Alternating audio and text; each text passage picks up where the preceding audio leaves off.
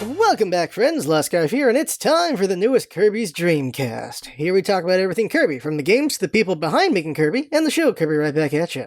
A main through line to the podcast will be the Kirby Right Back at Ya anime, as it has 100 episodes, but in time we'll be going over every single Kirby game, and other things like eventually the Kirby Cafe, a bunch of stuff like that. That'll be really fun to dive into at some point in the future. And since we're going to be here for a couple of years, it's going to be real fun checking all those things out. You can also follow us at Kirby Dreamcast on Twitter, where we will have occasional tweets about the podcast and update whenever new episodes come out. It'll mainly follow Kirby fan artists and stuff like that and retweet their art, whenever not talking about just, Kirby Dreamcast. Now, first up, I gotta tell you about Kevin Kolak's AMA on the Kirby subreddit. He's the voice actor of Takori, and he recently did an AMA, and his answers were very interesting. We'll have a link below in the YouTube version of this podcast so that you can see it. There is also, I don't know if Podbean has space for it, but if there is, we can put the link there as well. So, in episode 2, I described Takori, but never mentioned the voice actor. Kevin Kolak is the voice actor of Takori, and he's done a bit of voice acting. He's mostly more on stage and TV, but he has done some voice work as well. And he's just done a lot of everything. But as far as anime goes, he's only been the voice of Takori in Kirby Right Back at Ya. He's the voice of Bon Clay in One Piece, Carrot and Pepper in One Piece as well, and Vincent in Pokemon. Besides that, he's just done a lot of other things, and he's actually gotten awards for physical acting. But for the AMA itself, you can read a bunch of stuff yourself. But here's the big ones I want to mention here. From the information he gave, Japan picked the voices. That's right. Foghorn Leghorn King Dedede was chosen by Japan. Ornery Bird Takori was chosen by Japan. Mexican Meta Knight? Japan. Everything was picked by Japan. I cannot believe it. I did not know. I thought it was just 4 kids who decided this. Nope.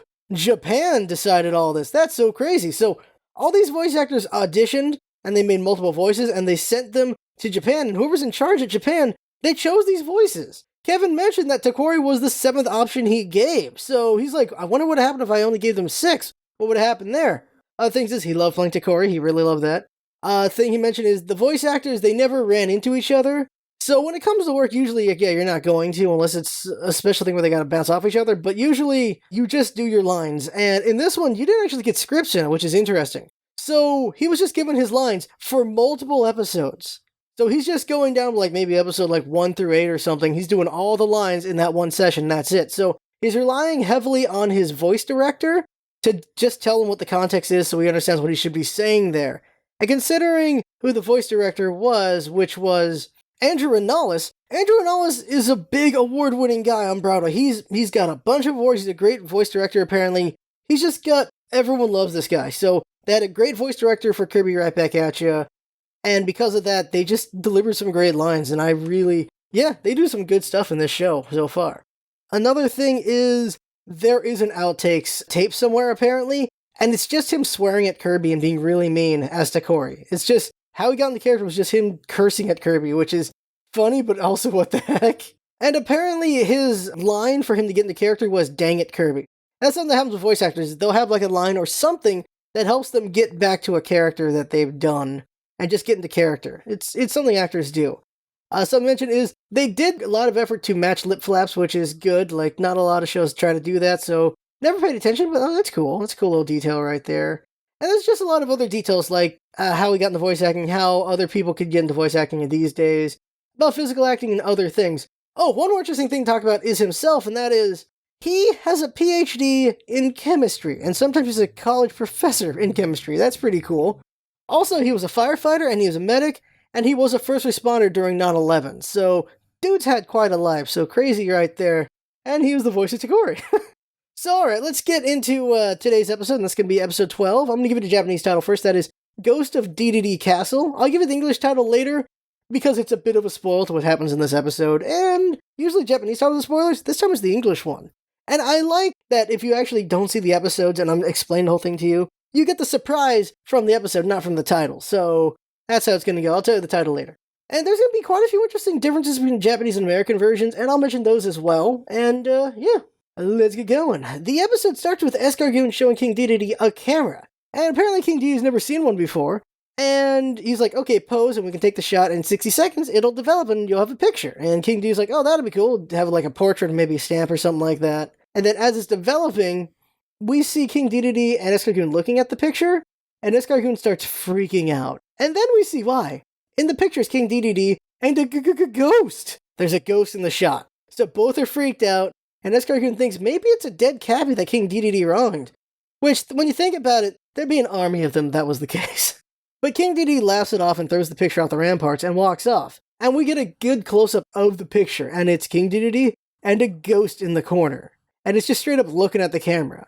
Then we see King Dedede on his throne, and he's shaking and he's freaking out. So that's how it starts out. And then there's, of course, the awesome opener.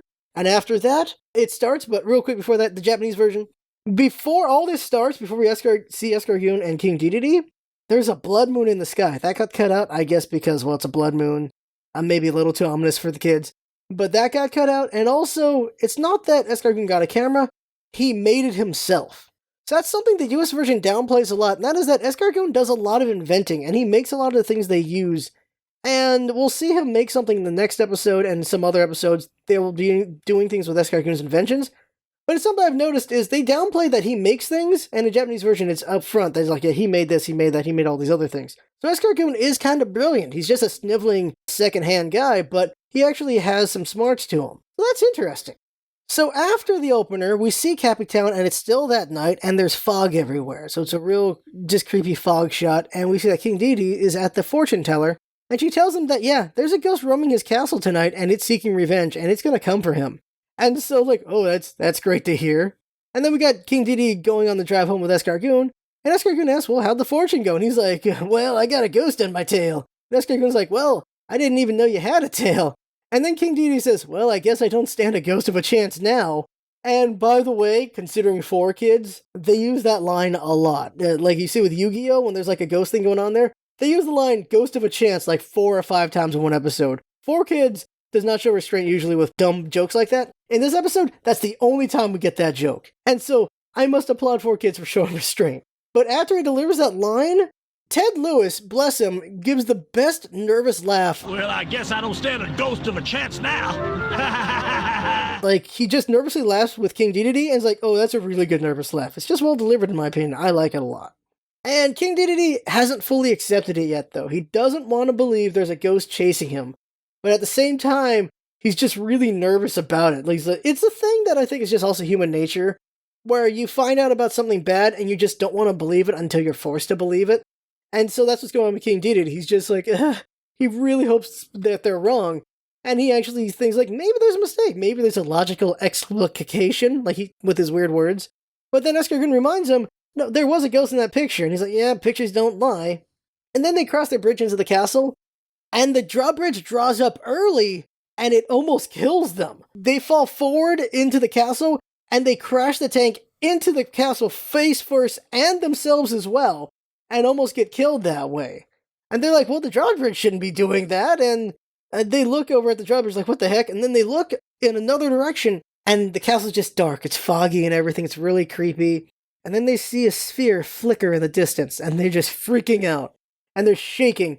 And then we see what the sphere is, because out of the shadow comes Waddle-Doo! Yeah, he's there, and he's relieved to see that they're okay, but he gets yelled at over the drawbridge, and he's like, he's not sure what happened. The drawbridge moved like it had a mind of its own. He doesn't know why it did that, what it did. And Escargoon starts yelling at him, saying, it's probably your fault. You probably forgot your contact lens, which I think is funny that Waddle-Doo has a contact lens. That's pretty funny to me. But while he's yelling at him, King Dedede is looking around, and then he sees the ghost again and freaks out and starts cowering in fear. And the other two are like, huh? They don't see anything. And then the ghost is gone. So King Dedede is already just having a really bad night. Like, he keeps freaking out, he keeps getting scared. And at the moment, it's mostly just been around him and no one else has really seen it, besides this occurrence with the drawbridge and stuff. So that's not going too well for him. But once they get into the castle, they run into Sir Ibram, Lady Like, and Tiff, and they all are very agitated. And they're like, well, why? And the reason is, they all saw a ghost. First, it's Tiff. Tiff tells them that she heard footsteps behind her, and then a ghost flew at her. Then we hear Lady Like retell her story. Like, the doors of the balcony opened up while she was watching TV. She goes to close them, and then she sees a ghost, and she closes the doors, and then the ghost is right in front of her, and she puts the covers over the door, and then she turns around, and the ghost is in front of her face. So the ghost is terrorizing people in the castle as well. But then there's Sir Ibram's, and Sir Ibram's like, well, I was in the dungeon, and I was checking supplies. Now, of course, because this is censorship here, he was in the wine cellar checking the wine. But the thing is, it kind of works out because next to the wine cellar is actually a prison cell with a skeleton in it. So yeah, it works out saying it's a dungeon instead. And he's just checking wine bottles, and then a bunch of wine bottles start floating around, and then the ghost shows up and he freaks out, and then the bottles get broken. He's like, what the heck? So all three have been terrorized by a ghost, and then Cerebrum makes a joke, which is, it looks like there was a spirit among the spirits, which is just, oh my god. By the way, if you're a younger audience, a spirit is another word for a type of alcohol, so that's why he says spirit among the spirits. Also, the skeleton we see in the cell is actually confirmed in another episode to actually be a fake plastic skeleton that they just have there to make the castle look scarier down there. So that's all that is, so that's kind of funny. So now at this point, multiple people have seen the ghost, but still King Dedede doesn't want to believe there's a ghost haunting him. Instead, he accuses the family of wanting him gone so they can take over the castle, but Cerebrum's like, no, we wouldn't want that, but Lady Like, though, says if they did leave, she'd like if they took Escargoon with them. And then Midnight shows up, Mexican guitar as always, and he accuses King Dedede of being responsible. Of course, Midnight isn't wrong to make this accusation, but this time he is wrong to make this accusation, and too bad about that. And Tim's like, it must be a monster, isn't it? And Cerebrum actually gets really serious. He's like, is this another plot against Kirby? And he looks like very much done with King Dedede's crap about Kirby right now, which is very interesting. And King Dedede's nervous because, no, he's not summoning a monster, so what's going on? He's really extra freaked out. But in the end, he finally cracks about the ghost, and he's like, it's got to be after him. So he goes to Nightmare Enterprises to summon a monster that can deal with ghosts, but they won't give him one because he still hasn't paid off his debts for all the other monsters in the past. He's like, well, come on, it's an emergency. Like, well, too bad. My hands are tied. You haven't paid us, so nope. And then the castle lights flicker, and King Dedede is freaking out about that. He's like, what's going on? And he runs into the halls, and then he hears footsteps. And then he remembers what Tiff said about hearing footsteps before the ghost showed up. So he's even more freaked out. And he just still doesn't want to believe it, but he's still scared.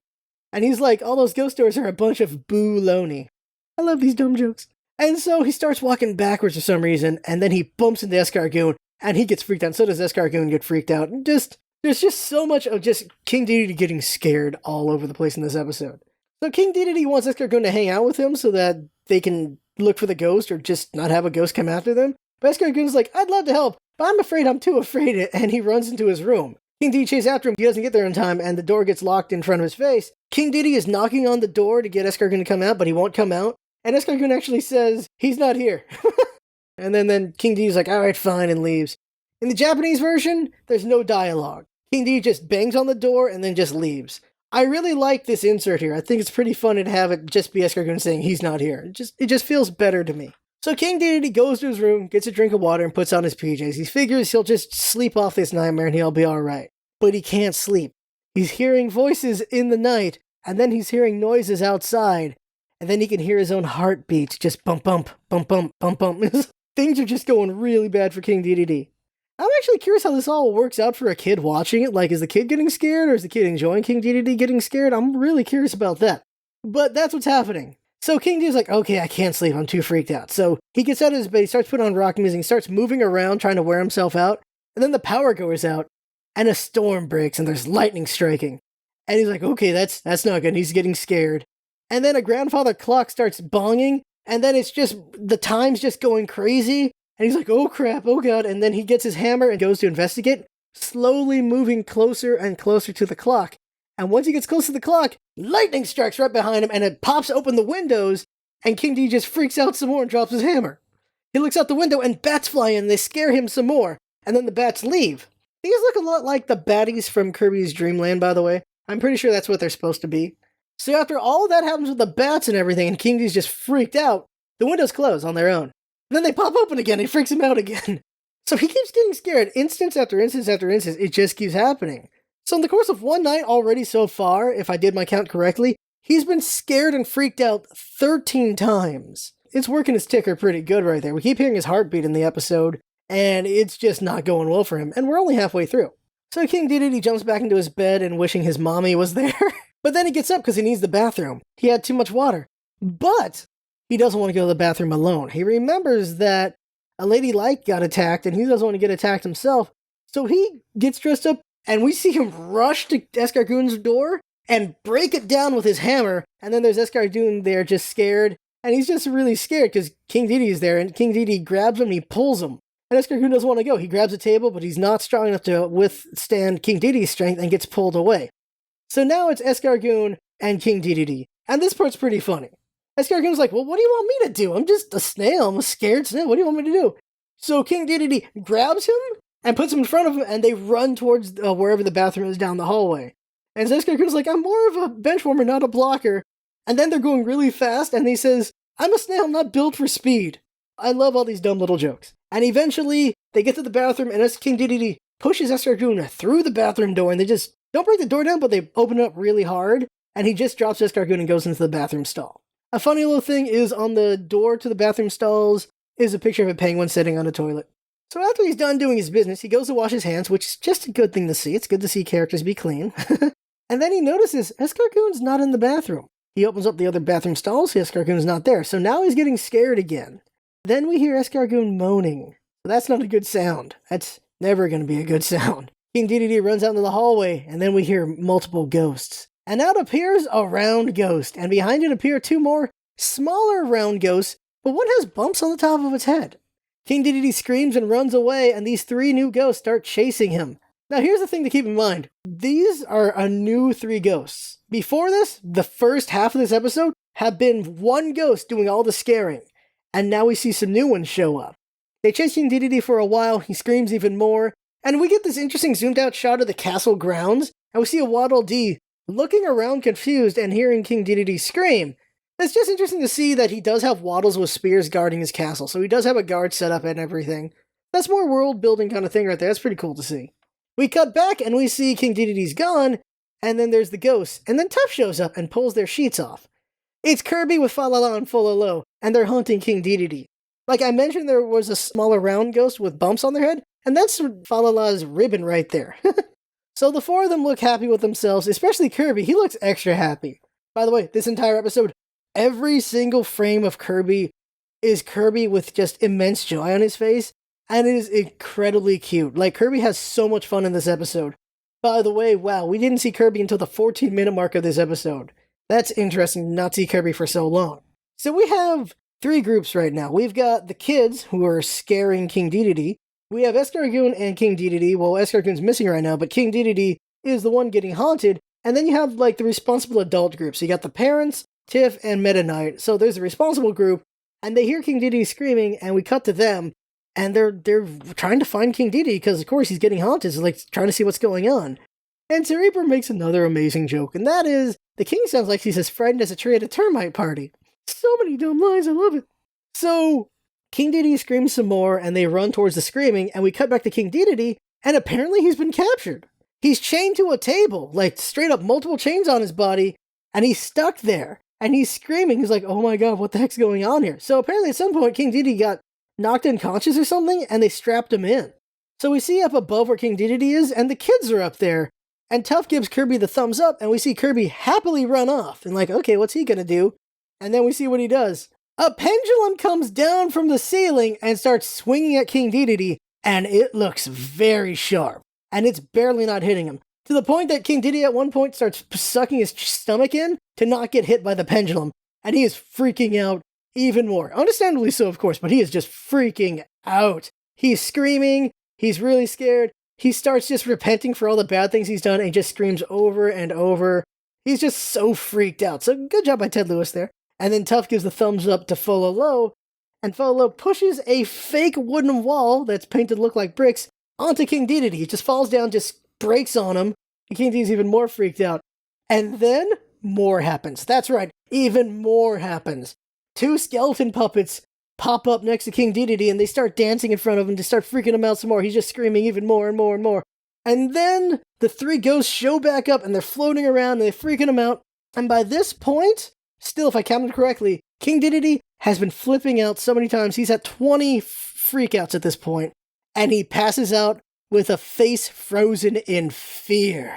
They did it. They scared him so much, he got knocked out. So the kid stops since they knocked him out, and then Escargoon is heard laughing in the distance, and then he comes out of the shadows with a bag of candy. There's the plot twist. It was all planned by Escargoon. You don't really get a clue to this happening until you see the three ghosts show up, and it's pretty obvious it's Kirby and the Fofa kids, and that gets revealed within that minute as well. So that's not too big a surprise, because you probably kind of caught that. But then the surprise is Escargoon showing up, and like, oh wait, it was his plot? It wasn't the kids just playing pranks? Nope. And so I'll give you the English title, and that is Escargoon Squad. So just really gives the twist away. And then we see the kids enjoying lollipops, and it's super cute, of course. But then the responsible adult group shows up and sees what's going on. See, everyone wants an explanation, Escargoon gives it. So King Dedede has been taking advantage of the fact that Escargoon is very easily scared, and he's been running pranks on him over and over and over again, to the point that Escargoon is starting to lose his mind. And we see some examples. We see he locked Escargoon in the bathroom and turned off the lights. Like, he put a thing to stop the door so Escargoon can't get out, so he's just stuck in there, which is pretty mean. He keeps doing jump scares, like jumping around a corner at him, stuff like that. We see him in the library jump scare Escargoon to the point he says he scared the Dewey Decimal out of him, which I don't even know if kids know what that is anymore. And so he just keeps scaring him over and over again. Escargoon is at his wit's end at this point. Something important to note is in the Japanese version, they did cut one out. They cut out one of the scares, and there's guesses as to why, and that is King Dedede dressed up as a clown with a chainsaw. So yeah, that is pretty scary. And so Escargoon's just been getting abused pretty badly by King Dedede lately, and so this was his revenge. And about the chainsaw thing, you can get why, like in Wispy Woods, the chainsaw got edited into a laser chainsaw, so that would cost money to edit. And also, it'd probably just cheaper to just cut that scene out instead of having someone draw over that. So that's probably what happened there. Because they can't have kids wanting to play with chainsaws, I guess. They wouldn't be able to lift one. Chainsaws are not very small. After all of that, after explaining why he did it, he explains how he did it. And we get to see it. He doctored the photo. He paid off the fortune teller. He paid the kids with candy to help him. He sabotaged the drawbridge. He did all of these things. Everything was planned by Escargoon. So the parents scold tough, but he's like, so what? King Dedede does all this crap to us all the time. He scares us. He gives us trouble. He's always trying to kill Kirby. So why not give him some comeuppance, right? And then Tiff makes a joke about it, about King Dedede, how bad things happen to bad kings, and everyone has a laugh. But then King Dedede wakes up, but he apologizes to Escargoon. Everyone's surprised by this. In the end, he asks his little buddy, though, to unlock him so he can give him a hug, and Escargoon is overcome with feelings and frees him. And then King Dedede calls him a chump and breaks from his chains and chases after Escargoon and the kids. And so Escargoon is freaking out because he's running for his life. Tough is running for his life. The Fofa kids are freaking out because they're running for their life. But Kirby is happily running. He's just like, I'm just having fun with my friends. He's just running for his life, but I don't think he understands that, and he's just running happily because everyone else is running. Kirby's just having fun this whole episode. It's a real joy. So then there's this chasing happening, and then the kids round a corner, and then out of the corner comes a ghost, the one we saw in the first half of this episode, and starts rushing King Dedede. But King Dedede thinks it's Kirby, so he charges the ghost. But then the ghost goes right through him. Now everybody's scared, because King Dedede notices Escargoon and the kids are in front of him. Their eyes are bulging in fear. They're freaked out. He's like, what the heck? They're all right there. They're not dressed up as ghosts. The responsible adults are right next to him. Tiff, Meta Knight, Cerebrum, and Ladylike, they're right next to him. They're confused as well. And then King Dedede turns around because he realizes it's a real ghost. And the ghost actually calls out his name, saying, King Dedede. He's like, oh no, oh no. And so he runs, and the ghost starts yelling, pay what you owe, pay what you owe. And he's just so scared. He's just freaking out. He's like, okay. He goes to his vault, and he opens up his vault while it's yelling, pay what you know, pay what you know. And then he just starts throwing sacks of money out of his vault, and he's got tons of sacks of money. It's ridiculous. And then Ghost grabs one and says thank you and flies off. By the way, holy crap, King Dedede's rich. Like, he must be taxing the Cappies heavily. Like, there's a reason why their town is just so small, is because they can't afford to develop because they're just getting taxed so dang bad, apparently.